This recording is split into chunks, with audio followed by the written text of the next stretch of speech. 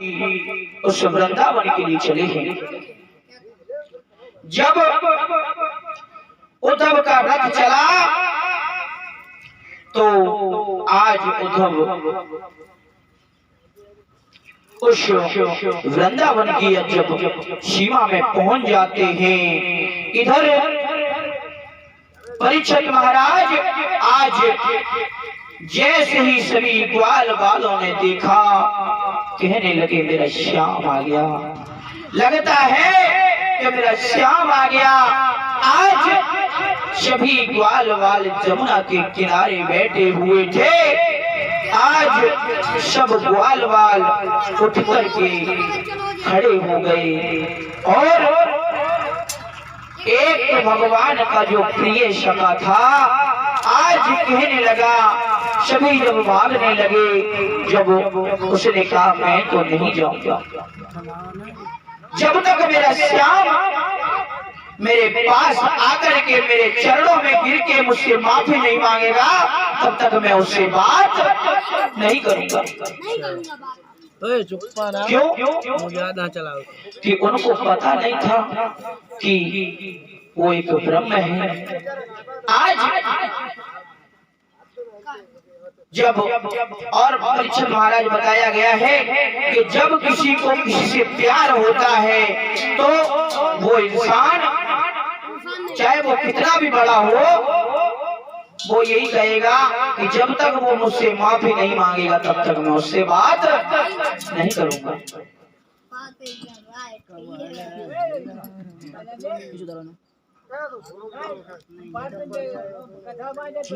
आज जिस समय उद्धव रथ पर बैठे हुए थे, आज सभी ग्वाल वाल भागने लगे।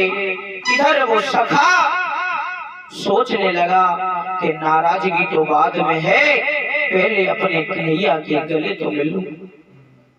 सबसे पहले आज वो सखा पहुंच जाता है। आज दामा कहने लगा, मित्र आप तो कह रहे थे कि मैं श्याम से नाराज हूं और आप पहले ही आ गए।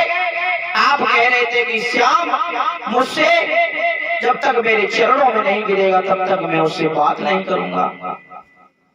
कहने लगे भैया ये श्याम वो है कि ये मुझे 2 दिन की कह करके चला गया, आज मेरा श्याम आया तो मैं नाराज होकर के अगर बैठा रहूं तो अगर ये फिर चला गया तो फिर कैसे दर्शन होंगे मेरे श्याम के। आज उसी समय रथ के पास में सभी ग्वाल वाल आ जाते हैं। इधर देखा कि श्याम नहीं है, आज कहने लगे मेरा श्याम नहीं है, अगर मेरा श्याम होता तो रथ से कूद करके और मेरे गले में लग जाता। आज उसी समय बताया जाता है उद्धव को सभी ने प्रणाम किया। आज उद्धव ने जैसे ही वो दशा देखी, आज उद्धव सोचते थे कि मुझसे ज्यादा प्रभु से कोई प्रेम नहीं करता, क्योंकि उद्धव को इस चीज का घमंड था कि मेरे जितना प्रेम प्रभु से कोई नहीं कर सकता है। लेकिन इसीलिए प्रभु ने उद्धव को वृंदावन के लिए भेजा था। कहने लगे कि जब ये वृंदावन जाएंगे तो इनका जो घमंड है वो चूर चूर हो जाएगा, क्योंकि जितना प्यार मुझे वृंदावन के वासी करते हैं उतना कोई मुझे नहीं कर सकता। आज हमारे तुम्हारे घर में ये भी छोटा सा नन्हा सा बच्चा हो और वो जब रहता है तो कितना अच्छा लगता है, और जब वो चला जाता है तो आपके घर पे कोई रिश्तेदार आए और उसका छोटा बालक हो और जब वो जाने लगे तो सबसे ज्यादा उसकी नानी और नाना को दुख होता है, सबसे ज्यादा। तो उसी तरह आज मोहन ने सब रास रचाए, सब कुछ किया, और क्योंकि वो भगवान है वो एक जगह पे कभी टिक नहीं सकते। आज प्रभु इधर मथुरा में अपना जीवन यापन कर रहे हैं। इधर उद्धव को जब भेज दिया, आज उद्धव सोचने लगे कि लगता है ये लोग हमसे बात नहीं करेंगे। सभी ने प्रणाम किया, लेकिन किसी ने उद्धव से बात नहीं की, क्योंकि कृष्ण ने पहले ही कह दिया था कि वो वृंदावनवासी किसी से बात नहीं करना चाहते। आज वो श्याम सुंदर की जो काली कमली ओढ़े हुए थे, उसी कमली को सभी ग्वाल वालों ने पहचान लिया कि हमारी श्याम की काली कमली है। तो हमें ऐसा प्रतीत होता है कि ये हमारे श्याम ने किसी को भेजा है।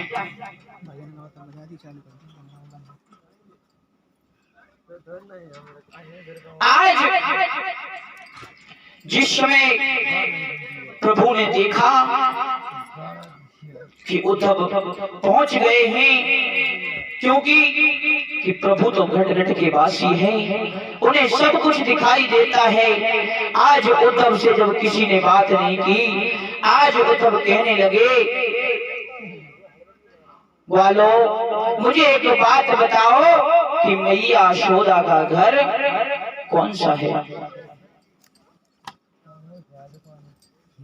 जिस समय मैया यशोदा का घर पूछा, उसी समय कहने लगे, ग्वाल बाल आप कौन हैं और आप यहाँ क्या करने आए हो, और ये जो आप काली कमली ओढ़ रखे हो, ये हमारे श्याम की काली कमली है। आज उद्धव बड़े परेशान हो जाते हैं, कहने लगे, श्याम को जाए हुए बरसे बीत गई, लेकिन ये लोग इस कमली को नहीं भूले, क्योंकि वृंदावन में जिस दिन से श्याम गया था, उस दिन से किसी के घर में भोजन, सब कोई पनघट पे बैठा हुआ है।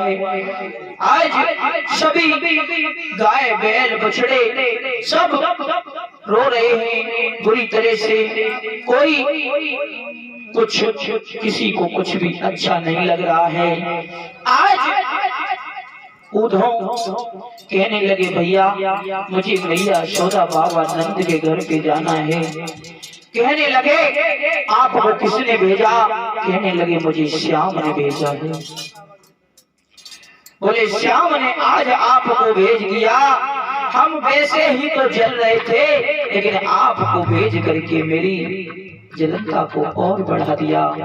आज हर हर गंगा के किनारे बैठे हुए सुखदेव नंदन, आज सुखदेव महाराज परीक्षित महाराज को कथा श्रवण करा रहे हैं। इधर जब पूछा है कि मैया यशोदा का घर कौन सा है, आज गोपी ग्वाल कहने लगे, जो ये आपको नदी दिखाई दे रही है जल की, अगर आप इसके साथ साथ में अगर चले जाएंगे तो मैया के द्वार पर पहुंच जाएंगे।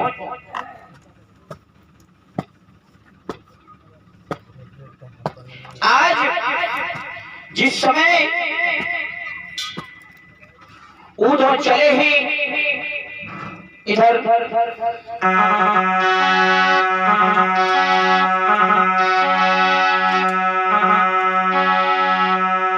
जिसमें उद्धव चले, उन्होंने पूछा कि ये पानी का क्या मतलब है। उस समय कहने लगे गोपी ग्वाल कि ये मैया यशोदा रोते रोते सभी ग्वाल गोपिकाएं इतनी व्याकुल हो गई, उन्हीं के पानी की ये नदी बन गई है। आज उसके सारे से आज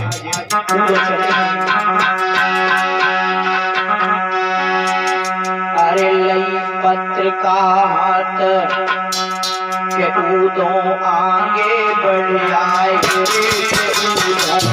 आगे बढ़ आए और मन में सोचे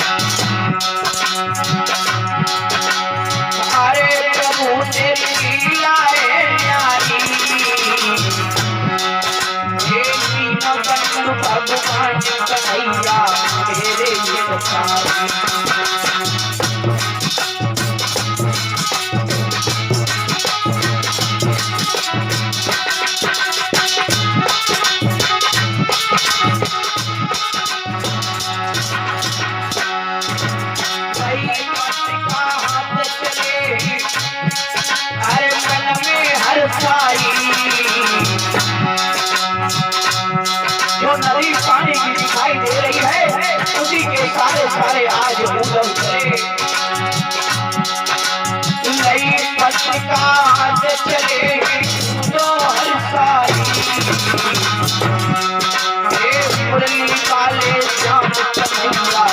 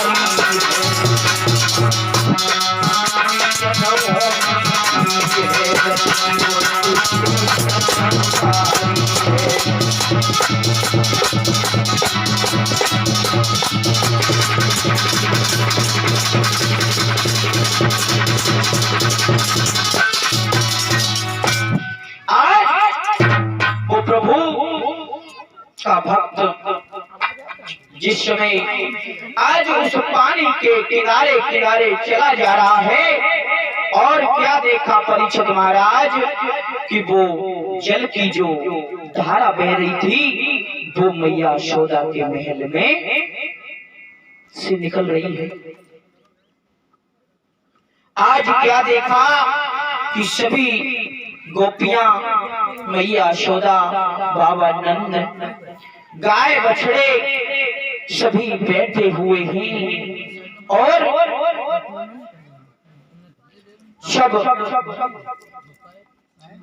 जब जिस समय उद्धव को देखा तो आज सभी ने प्रणाम किया है।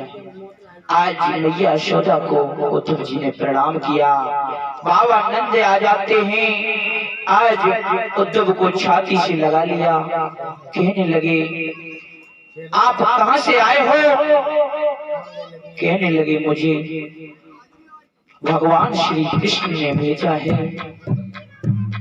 आज वो गोपियों ने जैसे ही सुना तो आज बड़ी व्याकुल बोलने लगी, कहने लगी कि श्याम आप मुझे छोड़ करके तो चले गए, लेकिन आपको जब जाना ही था तो हमसे प्रीत क्यों लगाई थी? और अगर प्रीत लगाई थी तो एक बार तो दर्शन मुझे दे ही जाते। आज परीक्षित महाराज मैया यशोदा के पास में जैसे ही पहुंचे, आज मैया यशोदा कहने लगी उद्धव आप वृंदावन से आए हो, मैया की हालत खराब है। मैया रोते रोते रोते रोते इतनी व्याकुल हो गई कि आंखों की रोशनी भी मैया की कम हो गई।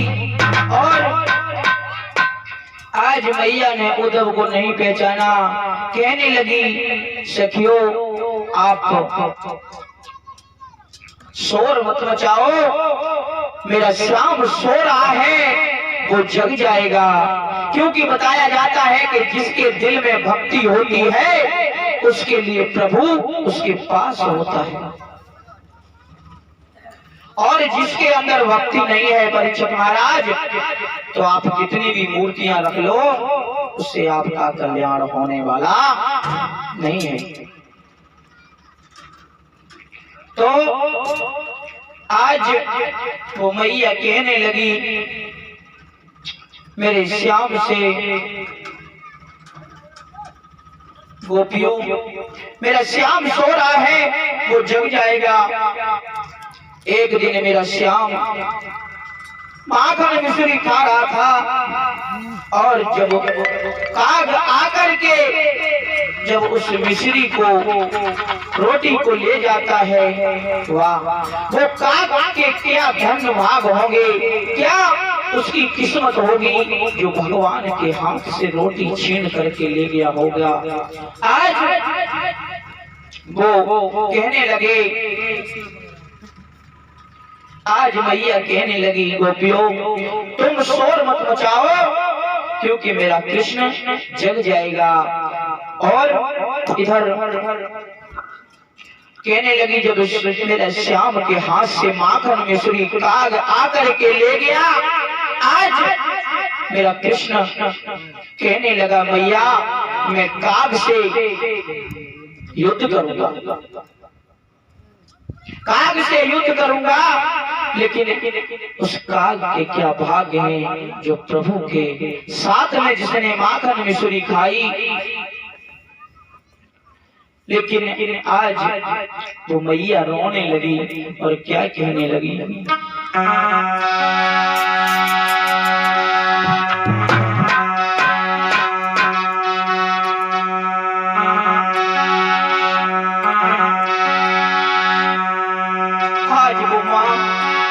अपने बेटा की याद करके रोने लगी है।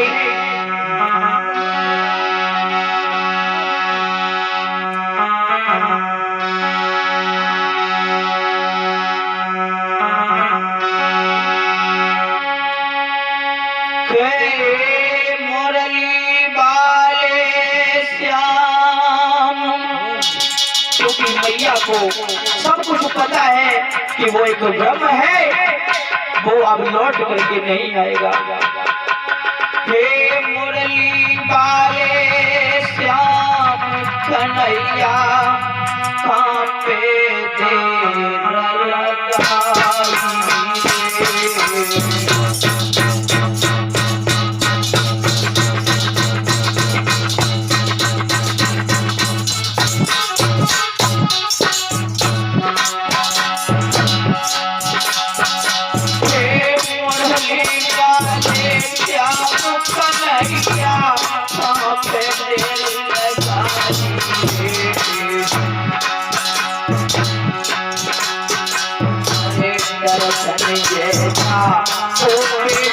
तेरी मैया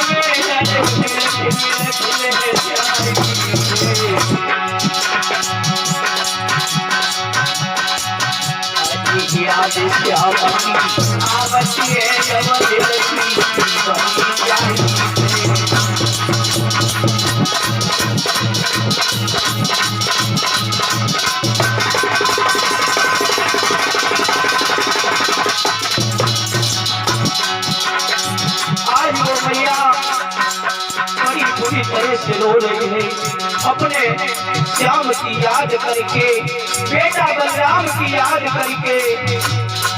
आज वो मां रो रही है, कह रही है कि मुझे 2 दिन का फायदा करके आज वर्षे बीत गई, मेरा श्याम नहीं आया।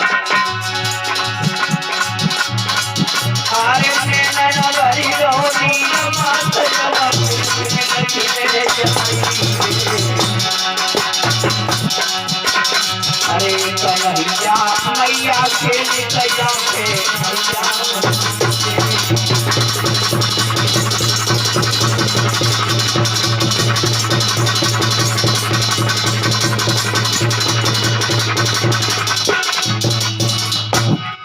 आज इधर जिस समय वो मैया विलाप कर रही है, इधर सभी सखियां कोई घड़ा भरने के लिए कुआं पर खड़ी है।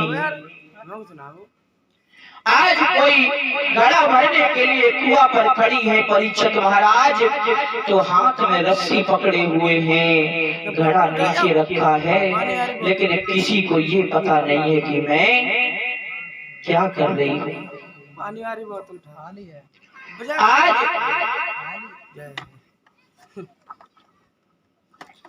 आज जिसमें उधो उस वृंदावन में घूम रहे हैं, देख रहे हैं, और जिसमें सखियों ने देखा कि ये मुझे मालूम पड़ता है, लगता है मेरा श्याम आ गया। आज जैसे ही सखियां भाग करके पास में आई तो क्या देखा, वो तो कोई और है। आज सभी सकुचाई में खड़ी हो जाती हैं। आज पहले सब ग्वाल वाल उद्धव को प्रणाम कर रहे थे, लेकिन आज उद्धव सब सखियों को प्रणाम कर रहे हैं। आज उद्धव ने समझ लिया कि यहाँ सब प्रभु के भक्त हैं और सब जानते हैं कि वो एक प्रभु थे। इधर जब रात भर मैया के पास रुके थे तो मैया ने नाना भांति से उन्हें समझाया। उसी समय उन्हें ज्ञान हो गया कि यहाँ सब जानते हैं कि प्रभु थे, लेकिन फिर भी आज जिसमें सखियां कहने लगी आप कौन हो।